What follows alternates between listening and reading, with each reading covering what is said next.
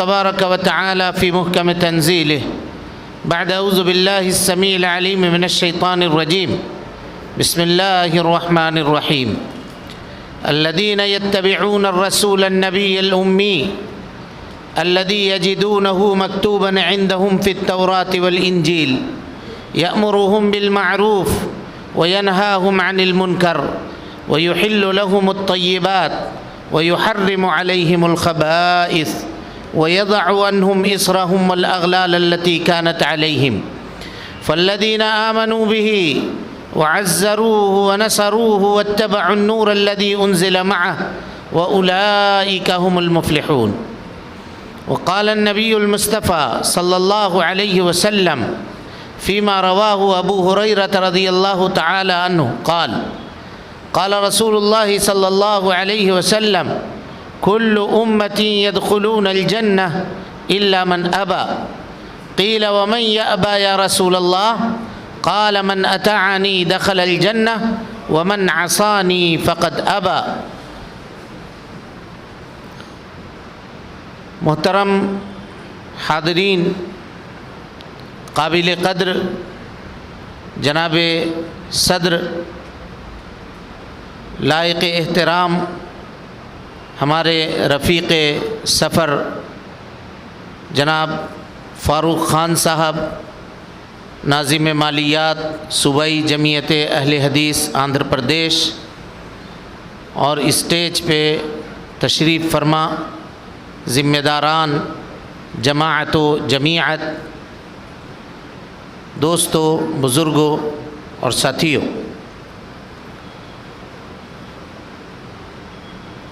قرآن مجید کی ایک آیت مبارکہ اور نبی صلی اللہ علیہ وسلم کی ایک صحیح روایت ہم نے آپ کے سامنے پڑھی ہے۔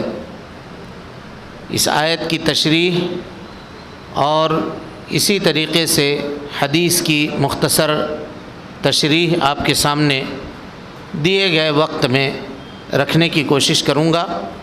اللہ رب العالمین سے اس دعا کے ساتھ کہ اللہ تعالی ہمیں کہنے سے زیادہ اور آپ کو سننے سے زیادہ ہم دونوں کو اس کے اوپر عمل کی توفیق نصیب فرمائے۔ محترم حاضرین، اللہ کے نبی صلی اللہ علیہ وسلم کے متعلق اللہ رب العالمین نے اس آیت میں ارشاد فرمایا الذین یتبعون الرسول النبی الامی، جو لوگ پیروی کرتے ہیں، اتباع کرتے ہیں۔ غور سے سنیے مسئلے کو، کہا جو لوگ اتباع اور پیروی کرتے ہیں، کس کی؟ ایسے رسول کی جو نبی بھی ہیں، ایسے رسول کی جو نبی بھی ہیں۔ اب یہاں سوال ہے کہ نبی اور رسول میں کیا فرق ہے؟ نبی کس کو کہتے ہیں؟ رسول کس کو کہتے ہیں؟ یہ ایک علمی بحث ہے، لیکن اتنا ایک مسلمان کو جاننا ضروری ہے کہ اللہ کے نبی جناب محمد رسول اللہ صلی اللہ علیہ وسلم نبی بھی ہیں اور آپ رسول بھی ہیں، اور آپ صلی اللہ علیہ وسلم کو اقرا بسم ربک الذی خلق کے ذریعے سے نبی بنایا گیا، اور یا ایھا المدثر قم فانذر سورۃ المدثر کے آیتوں کو نازل کر کے آپ کو رسول بنایا گیا۔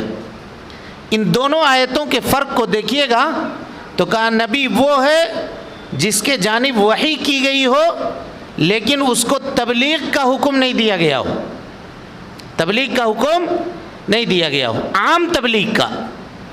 اور رسول کہتے ہیں اس کو جس کے جانب وحی کی گئی ہو اور اس کو تبلیغ کا بھی حکم دیا گیا ہو۔ اسی لیے اقرا بسم ربک الذی خلق میں تبلیغ کا حکم نہیں ہے، لیکن یا ایھا المدثر میں تبلیغ کا حکم ہے۔ یا ایھا المدثر قم فانذر، اے اللہ کے نبی صلی اللہ علیہ وسلم اٹھیے اور لوگوں کو ڈرائیے اور اپنے رب کی تسبیح بیان کیجیے۔ تو اللہ کے نبی جناب محمد رسول اللہ صلی اللہ علیہ وسلم رسول بھی ہیں اور نبی بھی ہیں۔ الذین یتبعون الرسول النبی الامی، اور جناب محمد رسول اللہ صلی اللہ علیہ وسلم امی بھی ہیں. غور کیجئے، آپ صلی اللہ علیہ وسلم امی بھی ہیں. امی کا مطلب، امی کا مطلب جو پڑھنا نہ جانتا ہو اور لکھنا بھی نہیں جانتا ہو. تو ایک شخص جو پڑھنا لکھنا نہیں جانتا ہے، کسی کے بارے میں یہ کہنا، تو یہ تو اس کی کمی کی دلیل ہے یا اس کی بڑائی کی دلیل ہے؟ ہاں، کسی کو ہم کہیں دنیا میں کسی شخص کو، یا ہم کو کوئی آدمی یہ کہے کہ تو پڑھنا لکھنا نہیں جانتا ہے، تو یہ کمی کی، میرے لیے میری عزت میں کمی کی بات ہوگی یا میری عزت میں بلندی کی بات ہوگی؟ کمی کی بات ہوگی. لیکن جناب محمد رسول اللہ صلی اللہ علیہ وسلم کی شان مبارک میں اللہ رب العالمین نے آپ کو امی کہا. کیوں کہا؟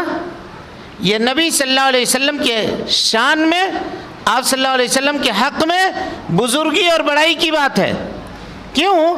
اس کا جواب اللہ رب العالمین نے قرآن کی دوسری آیت میں دیا. کہا ہے اللہ کے نبی صلی اللہ علیہ وسلم ما کنت تدری مل کتاب، آپ کو معلوم نہیں تھا کہ کتاب کیا ہے. ولا تخطہ بیمینک، اور آپ نے کبھی بھی اپنے ہاتھ سے قلم سے لکھا نہیں تھا.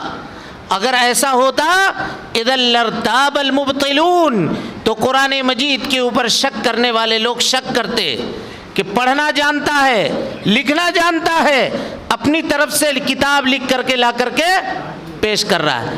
کمال تو اس وقت ہوا کہ جب اللہ کے نبی جناب محمد رسول اللہ صلی اللہ علیہ وسلم نہ پڑھنا جانتے تھے نہ لکھنا جانتے تھے، باوجود اس کے ایسا کلام لے کر کے آئے کہ عرب کے بڑے سے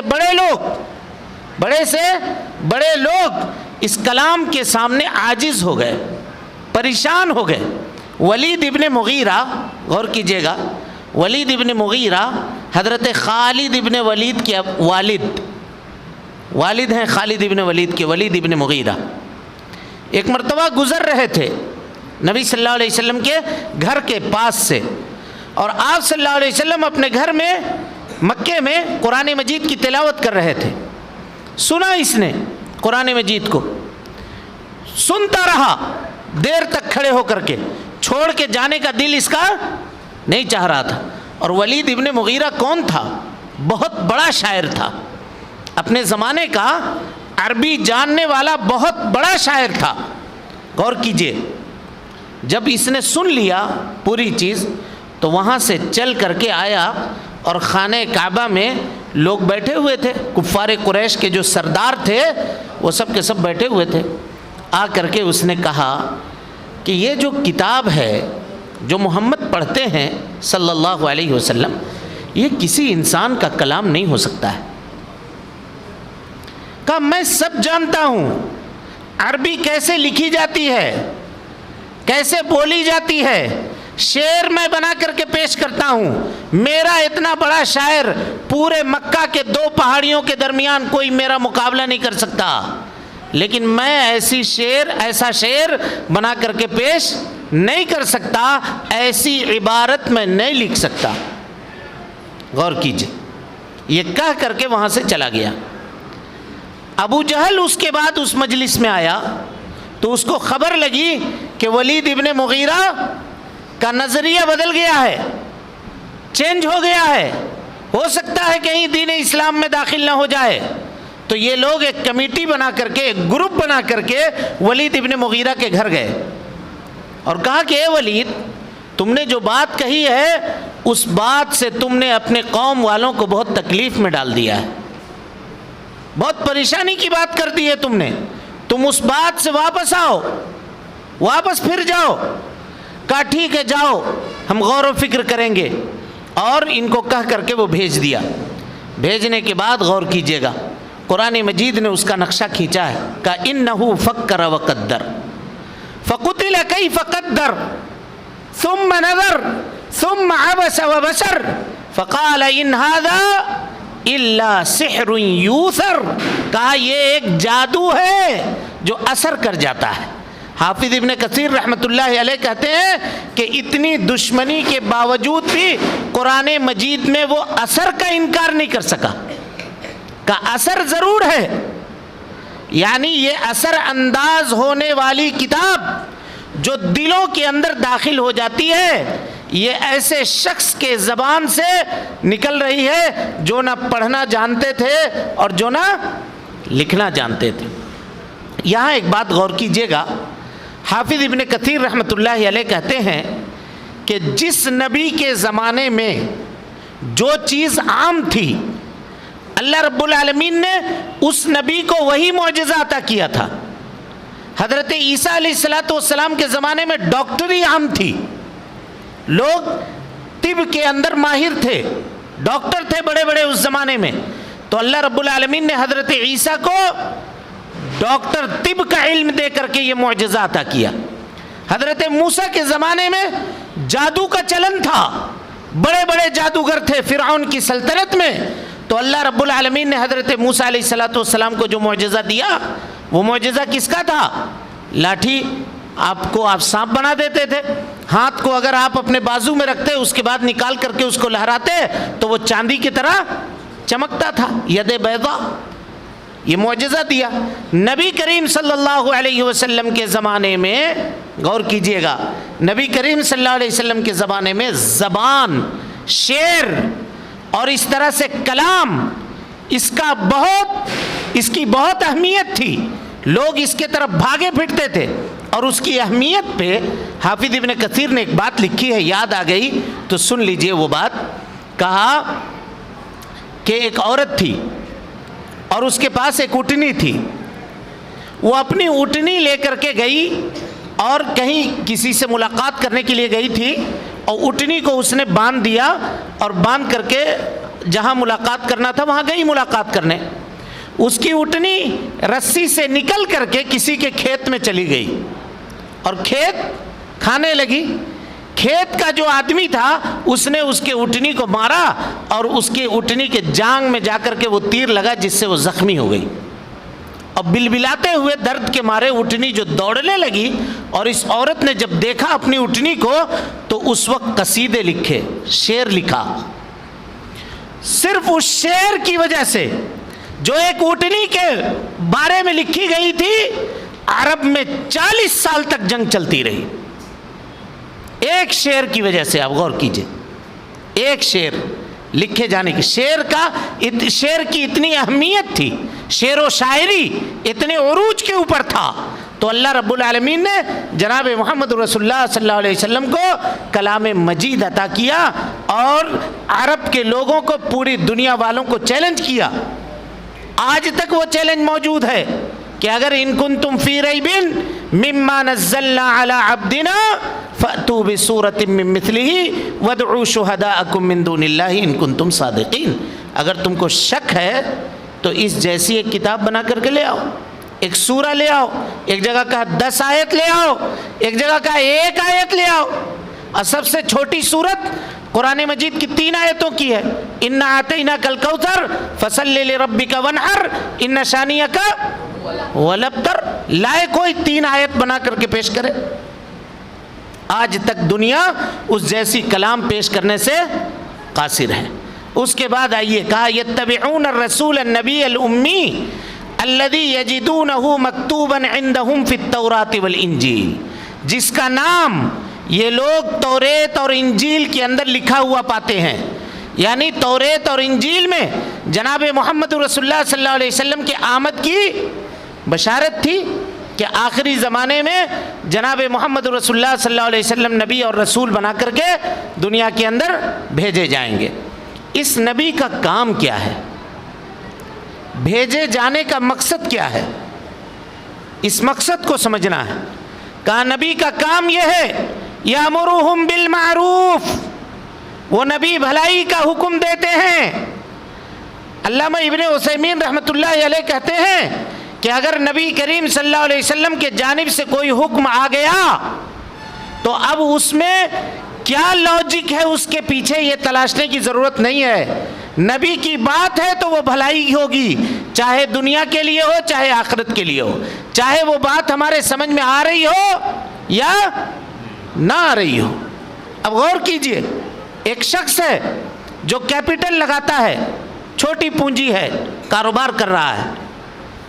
ظاہر ہے چھوٹی پونجی ہے تو منافع بھی تھوڑا ہے. اور ایک دوسرا شخص ہے جو سود کے اوپر ہزاروں روپے اٹھاتا ہے اور خوب بڑا بزنس پھیلاتا ہے. آپ کیا کہیے گا کہ عقل مند وہ سود لینے والا ہے یا عقل مند یہ شخص ہے جو قلیل پیسے میں، تھوڑے پیسے میں اپنی روزی چلا رہا ہے؟ کون عقل مند ہے؟ ہاں، کون عقل مند ہے؟ کم پیسہ والا جو بنا سود، بغیر سود کے کام کر رہا ہے. لیکن عقل کیا کر رہی ہے؟ عقل چاہتی ہے کہ زیادہ پیسہ کماؤ، چاہے وہ بات عقل میں آئے یا نہ آئے. جناب محمد رسول اللہ صلی اللہ علیہ وسلم کی بات ہے تو آدمی کو چاہیے کہ اس کو تسلیم کرے، اس کو قبول کرے. کہا یامرہم بالمعروف، نبی صلی اللہ علیہ وسلم بھلائی کا حکم دیتے ہیں. وینہاہم عن المنکر، اور لوگوں کو برائی سے روکتے ہیں. کہا جس چیز سے اللہ کے نبی صلی اللہ علیہ وسلم نے روکا ہے، منع کیا ہے، سمجھ جائیے یہ وہی چیز ہے جو ہمارے صحت کے لیے، ہمارے دین کے لیے اور ہمارے ایمان کے لیے بری تھی. بھائی اس کو بند کیجئے، مت ڈسٹرب کیجئے. آپ لوگ بیٹھ جائیے ابھی تھوڑی دیر. ہاں، دین کے لیے، شریعت کے لیے، آخرت کے لیے جو چیز مناسب نہیں تھی، اللہ کے نبی صلی اللہ علیہ وسلم نے اس چیز سے ہم کو منع کر دیا، اس چیز سے ہم کو روک دیا. گویا اللہ کے نبی صلی اللہ علیہ وسلم کی کوئی بات آتی ہے تو آپ صلی اللہ علیہ وسلم کی اس بات میں یہ دیکھنے کی ضرورت نہیں ہے کہ اس میں ہم کو کیا فائدہ ہو رہا ہے. نبی کی بات ہے تو یقیناً اس میں فائدہ ہوگا. یامرہم بالمعروف وینہاہم عن المنکر ویحل لہم الطیبات. نبی کا کام یہ ہے کہ وہ پاکیزہ چیزوں کو حلال کرتے ہیں.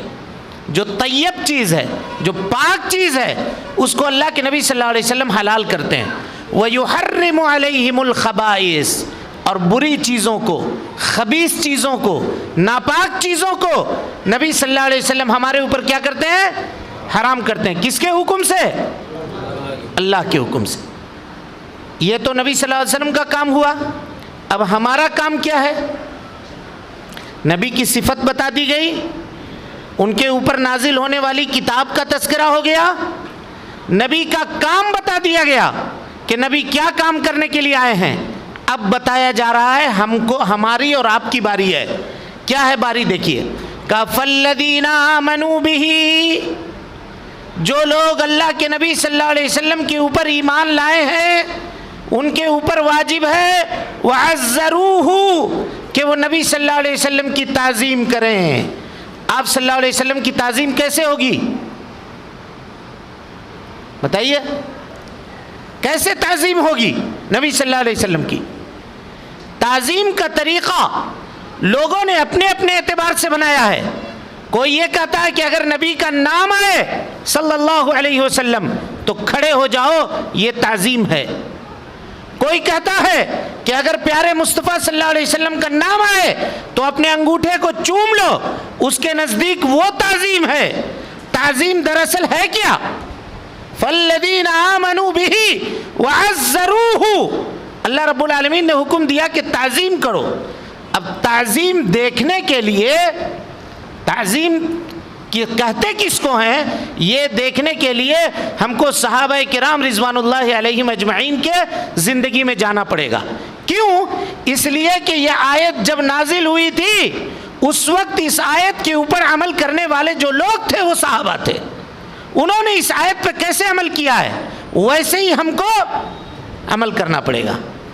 اور قرآن مجید سے اگر پوچھا جائے کہ تعظیم کا کیا مطلب ہے، نبی کی عزت کیسے کریں گے، تو اللہ رب العالمین قرآن مجید میں فرماتا ہے، قل، اے اللہ کے نبی صلی اللہ علیہ وسلم کہیے، ان کنتم تحبون اللہ، اگر تم اللہ سے محبت کا دعویٰ کرتے ہو، تو اس دعوے کو سچ ثابت کرنے کے لیے دلیل دو.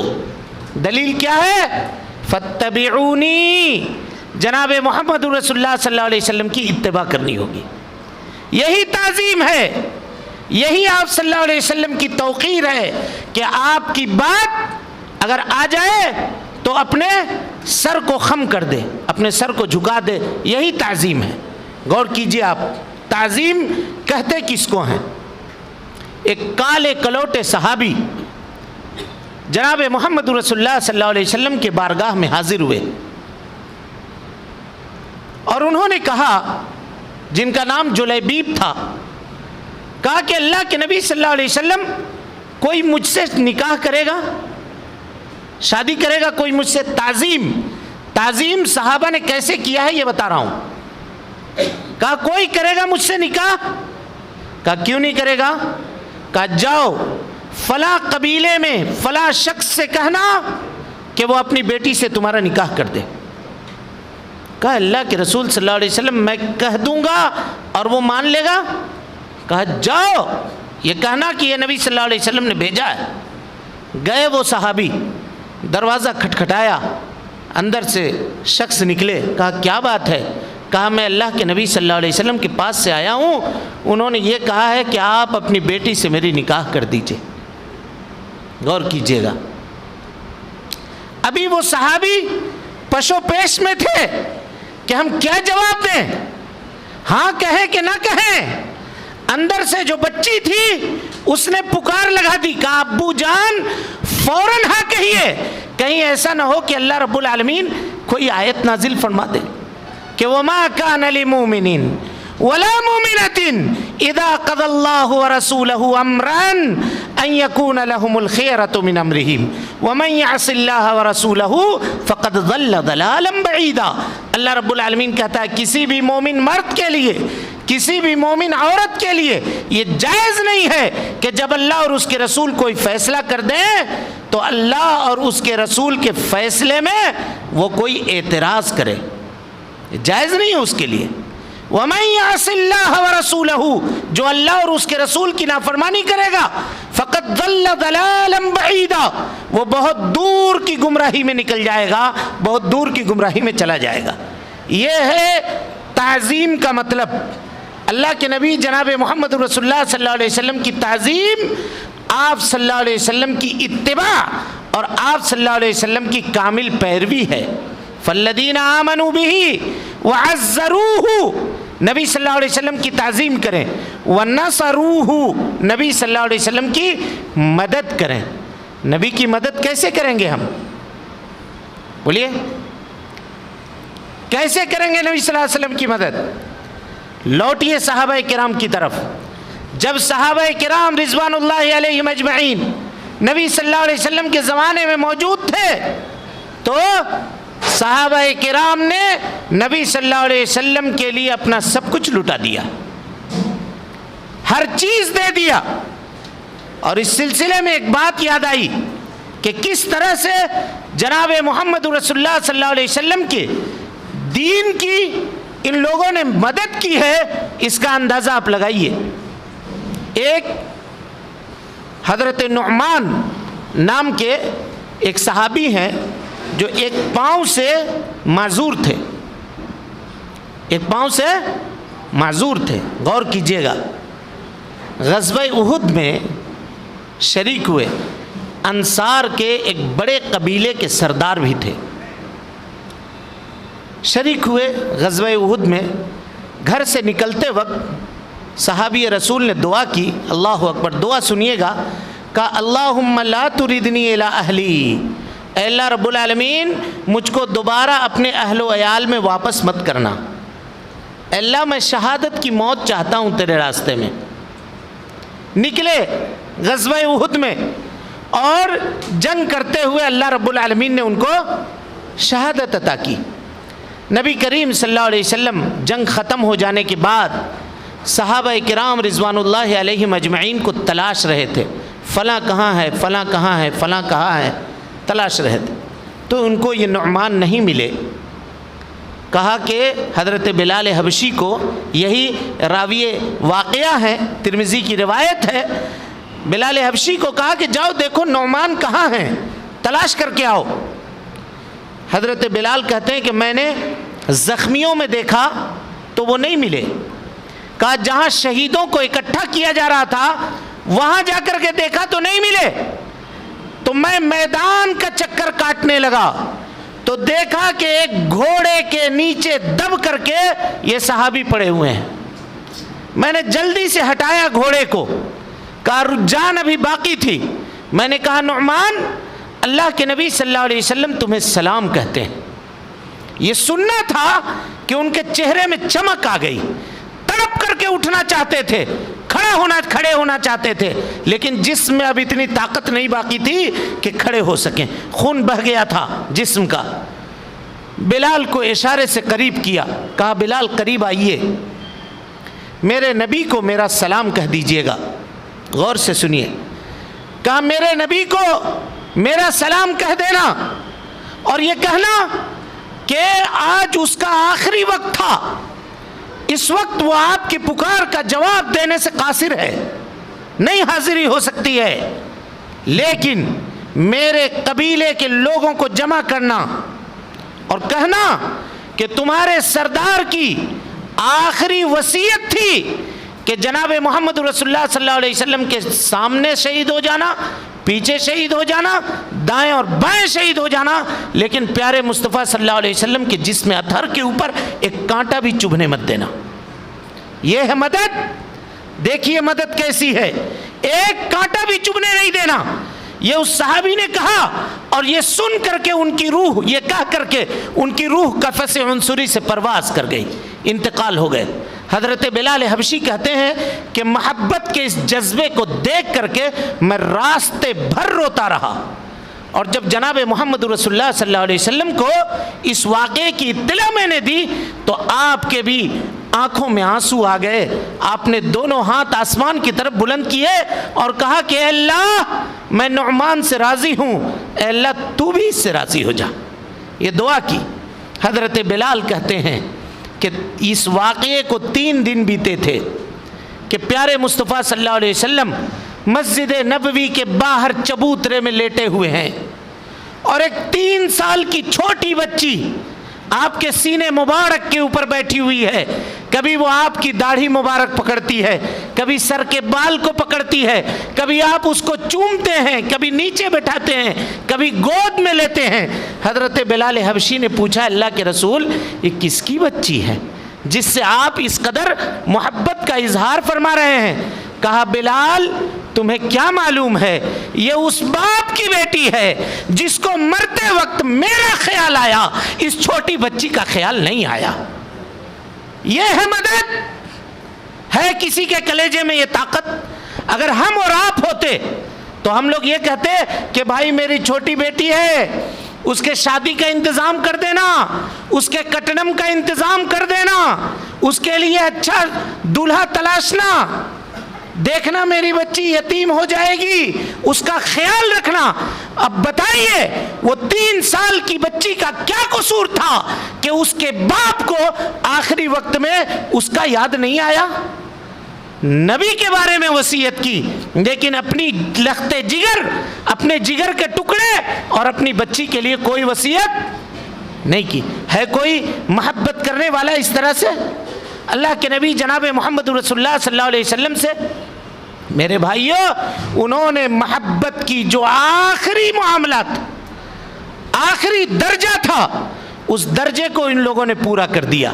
اللہ نے گواہی دے دی، کہا من المؤمنین رجال صدقوا ما عاهدوا الله عليه فمنهم من قضى نحبه ومنهم من ينتظر وما بدلوا تبدیلا۔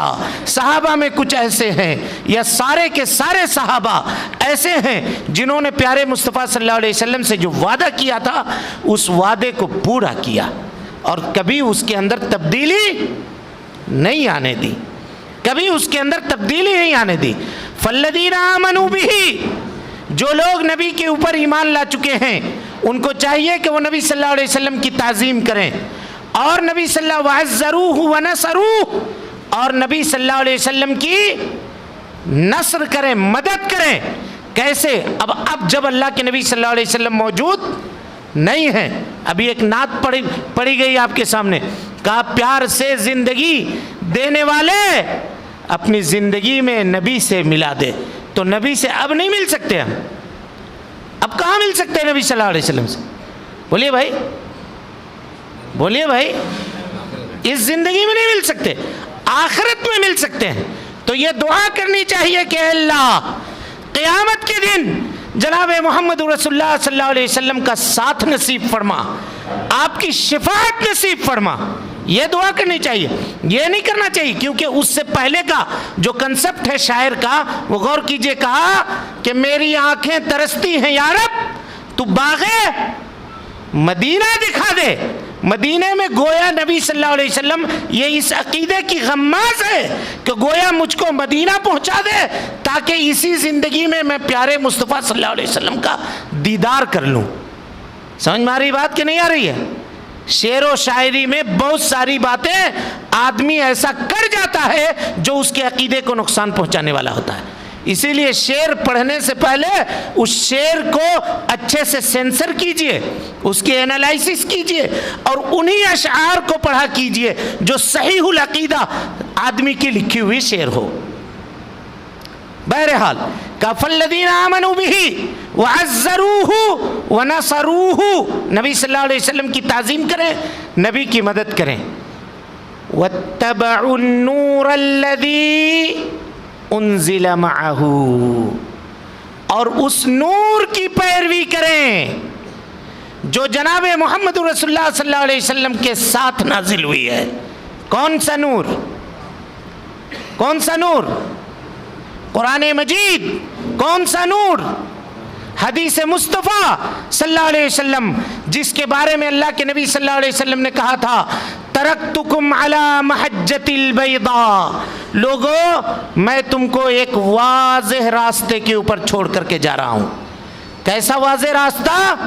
کلیلھا کنہارھا، جس کی راتیں دن کی طرح سفید ہیں. لا یزیغ عنہا الا ہالک، اس راستے سے وہی آدمی بھٹکے گا جس کی تقدیر میں اللہ رب العالمین نے گمراہی لکھ دی ہوگی. چنانچہ میرے بھائیوں، پیروی کس کی کرنی ہے؟ اللہ رب العالمین کے کتاب کی اور جناب محمد رسول اللہ صلی اللہ علیہ وسلم کے شریعت کی. اب یہاں ایک آیت کو سمجھیے، غور سے ذرا اس کو سمجھیے. ہو سکتا ہے یہ علمی بات ہو لیکن ہم اس کو تھوڑا ہلکا کر کے آپ کے سامنے رکھنے کی کوشش کریں گے.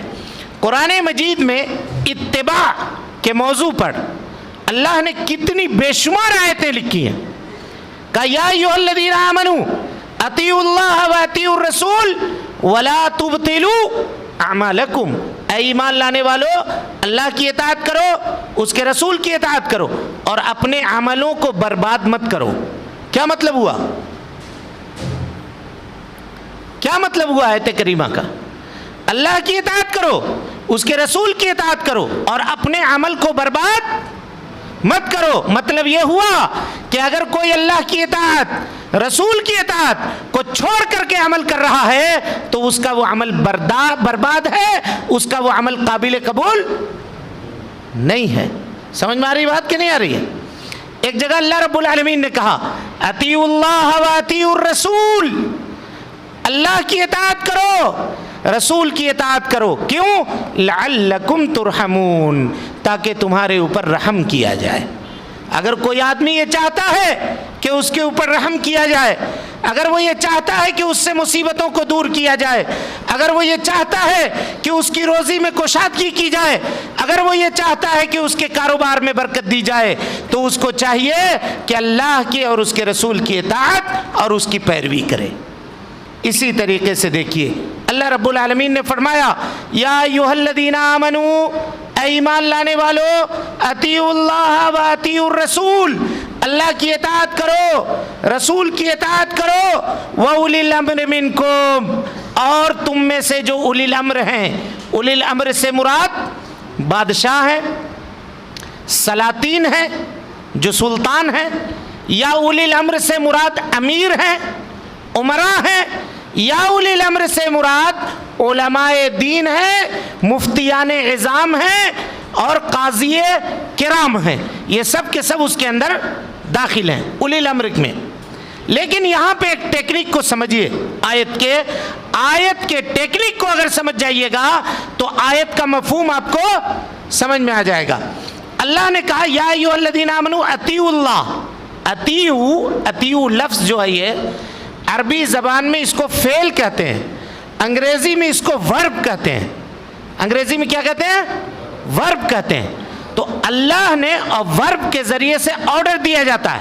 جیسے ہم کہیں کہ پانی پلاؤ، تو یہ پانی کا پلانا، یہ پلاؤ، یہ آرڈر ہوا یا نہیں ہوا؟ تو وہی اطیعوا کے ذریعے سے اللہ کا آرڈر ہے، اے ایمان لانے والوں اللہ کی اطاعت کرو، ورب کے ذریعے سے۔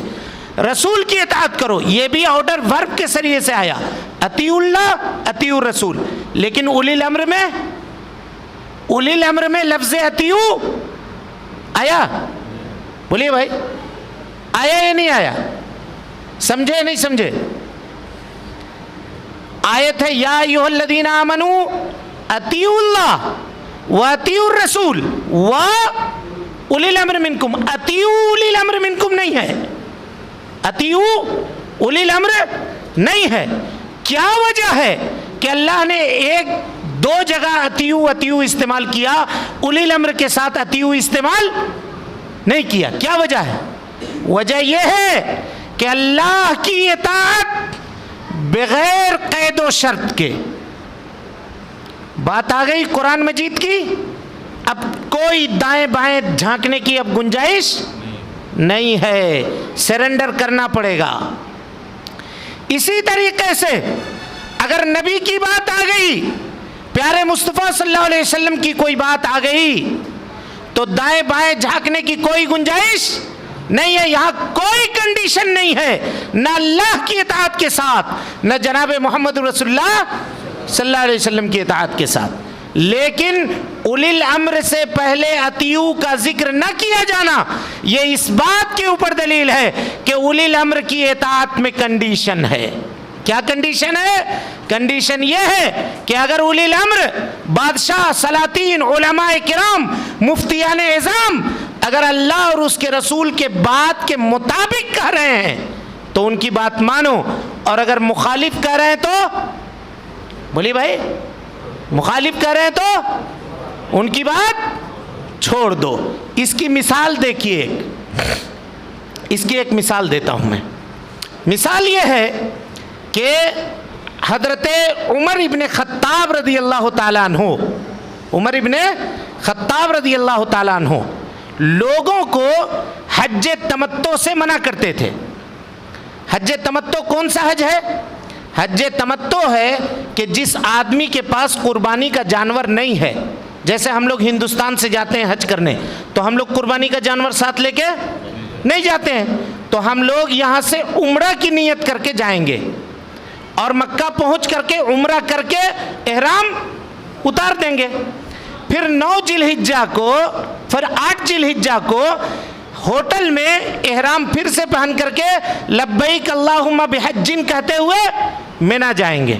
اس حج کو، حج کے اس طریقے کو حج تمتع کہتے ہیں۔ کیا کہتے ہیں؟ حج تمتع۔ اب تو اسلام دنیا میں پھیل گیا، مسلمان ہو گئے، لوگوں کے پاس پیسے بھی آ گئے، تو اب تو حج اور عمرہ کرنے کے لیے لائن لگانے کی ضرورت پڑتی ہے۔ اس زمانے میں حضرت عمر ابن خطاب کے زمانے میں کوئی آدمی ایک مرتبہ حج کر کے چلا جاتا تھا تو پھر دوبارہ بہت مشکل سے ہی آتا تھا، کیونکہ نہ سواری تھی کی آسانی، اونٹ کے اوپر، گھوڑے کے اوپر سوار ہو کر کے لوگ جاتے تھے۔ ہندوستان سے جو لوگ جاتے ہوں گے یا اور دوسری جگہوں سے جو آتے ہوں گے، ابھی 50 سال قبل ہندوستان سے لوگ پانی جہاز سے جاتے تھے کہ نہیں جاتے تھے؟ وہاں پہنچ کر کے خط لکھتے تھے، جب وہ گھر آ جاتے تھے تب وہ خط پہنچتا تھا کہ بیٹا اب ہم پہنچ چکے ہیں مکہ۔ یہ سسٹم تھا، یہ پریشانی تھی۔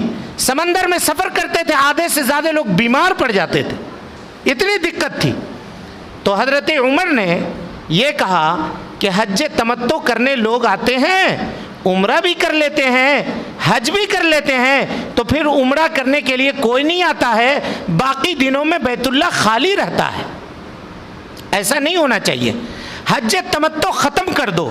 جو حج کرنے کے لیے آ رہا ہے صرف حج کرے گا اور چلا جائے گا, پھر سال میں ایک مرتبہ عمرے کی نیت کر کے آئے گا تاکہ بیت اللہ آباد رہے, تاکہ مکہ میں لوگ آتے جاتے رہیں. یہ نیت اچھی تھی کہ بری تھی؟ بولیے بھائی, اچھی تھی کہ بری تھی؟ اچھی تھی. آج لوگ کہتے ہیں کہ ہم یہ کام تو کر رہے ہیں, ہمارے نیت میں وہ نہیں, ہماری نیت یہ ہے. آپ کی نیت کتنی اچھی کیوں نہ ہو, اگر نبی کا طریقہ نہیں ہے تو وہ قابل قبول نہیں ہے.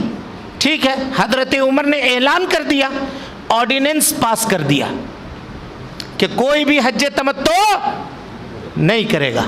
مدینہ سے قافلہ نکلا حج کرنے کے لیے, ذی الحلیفہ پہنچا 6 میل کے دوری پہ, جہاں سے اللہ کے نبی صلی اللہ علیہ وسلم نے احرام باندھا تھا. حضرت عمر رضی اللہ تعالیٰ عنہ کے بیٹے حضرت عبداللہ ابن عمر, سب لوگ ہیں کھڑے, سب کو سنا کر کے کہہ رہے ہیں لبیک اللہم بعمرہ متمتعا بہا الی الحج. کہہ رہے ہیں اللہ میں عمرے کی نیت کرتا ہوں, اب مکہ پہنچ کر کے تمتع کروں گا. لوگوں نے سنا, رہے تمہارے ابا منع کر رہے ہیں اور تم ابا کی نافرمانی کر رہے ہو. دوڑ کے گئے یہ لوگ عمر ابن خطاب کے پاس اور کہا کہ آپ نے جو آرڈیننس پاس کیا ہے وہ آپ کا بیٹا اس کا نافرمانی کر رہا ہے. حضرت عمر کے تیور چڑھ گئے, ناراض ہو گئے. اب کہا بیٹے کو بلاؤ, بلایا بیٹے کو, سامنے کھڑا کیا, کہا کہ تم جانتے نہیں ہو کہ اگر نافرمانی کرنے والا میرے گھر کا کوئی فرد ہوتا ہے تو میں اس کو ڈبل سزا دیتا ہوں. کس بات نے تم کو اس بات کے اوپر ابھارا کہ تم میری نافرمانی کرو؟ تمہیں پتہ نہیں تھا کہ میں نے آرڈیننس لکھوایا ہے, قانون پاس کیا ہے کہ تمتع نہیں کرنا ہے؟ کہا ابو جان آپ کی سب بات صحیح, لیکن میری ایک بات کا جواب دے دو, میں آپ کی بات مان لوں. کہا بولو, بولو کیا بات ہے؟ کہا امر رسول اللہ صلی اللہ علیہ وسلم احق ان یتبع ام امر عمر. اللہ کے نبی صلی اللہ علیہ وسلم کی بات اس بات کی زیادہ مستحق ہے کہ اس کو قبول کیا جائے یا آپ کی بات؟ اب جواب دیجئے بس. اللہ اکبر. حضرت عمر ابن خطاب جو تھے سر پکڑ کر بیٹھ گئے اور کہا اے اللہ تیرا لاکھ لاکھ شکر ہے جس نے عمر کو تیرے جیسا بیٹا نصیب کیا. عمر گمراہ ہو جا رہا تھا, جب تو نے اگر نہ بتایا ہوتا تو یہ فیصلہ غلط تھا اس کا. ہم تمتع سے روکنے والے نہیں ہیں. دیکھا آپ نے صحابی رسول حضرت عمر کے پاس جب ایک نبی کی حدیث آ گئی, نبی کی بات آ گئی تو وہ خلیفہ تھے, خلیفہ نے اپنے بات سے رجوع کر لیا. عین وقت میں 2-4 منٹ ہے, ایک اور بات یاد آ گئی, اس کو بیان کر کے بات کو ختم کرتے ہیں.